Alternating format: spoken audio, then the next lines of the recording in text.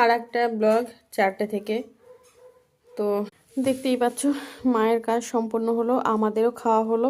আর এই যে এখন যে প্রসাদগুলো আমার ছোট্ট সোনার জন্য একটু নিয়ে যাব, তার কারণ ও তো এখানে নেই, মা বাড়িতে গেছে। তো আজকে যেহেতু মায়ের কাজ, বাড়িতেও গান বাজনা সব হবে, যার জন্য বাড়িতে যাব। তো এই প্রসাদটা গুছিয়ে নিয়ে যাবো ওর জন্য। ঠিক আছে, আর ছানার জন্য গোছানো কমপ্লিট হয়ে গেছে। তো নিজেও এখন একটু রেডি হয়ে ঝটপট করে তারপরে ফিরে আসছি। ফাইনালি আমরা এখন রেডি হয়ে গেছি, দেখো পিঠে ব্যাগ। এখন যাচ্ছি বাড়ির উদ্দেশ্যে। খুলছে, দেখো রাস্তাটা কত সুন্দর লাগছে। এখনো রাস্তায় লোকজন কম, ফাঁকা। স্টেডিয়াম, কল্যাণী স্টেডিয়াম,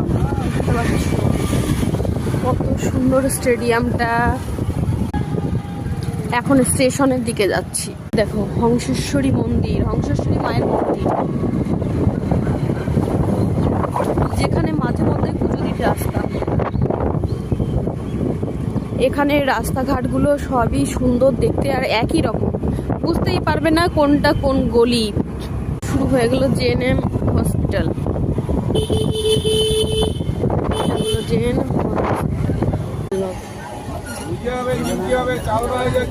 উঠেছি টোটোয়। দেখো টোটোয় উঠেছি, আগে একটা টোটো ছেড়ে দিয়েছি, তার কারণ প্রচন্ড ভিড় ছিল, ক্লান্ত লাগছে। চলে এলাম বাড়িতে, আর বাড়িতে আমাদের এদিকেও অনুষ্ঠান চলছে। দেখো বাড়িতে মায়ের জন্য আজকে অনুষ্ঠান হচ্ছে, সব কীর্তনের আসর বসেছে।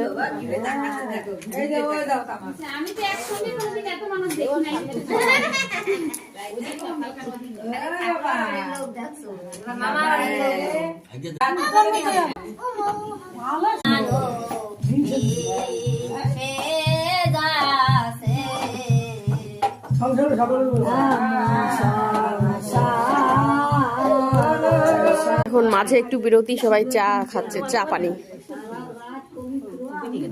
সবাই গান করছে। আর এদিকে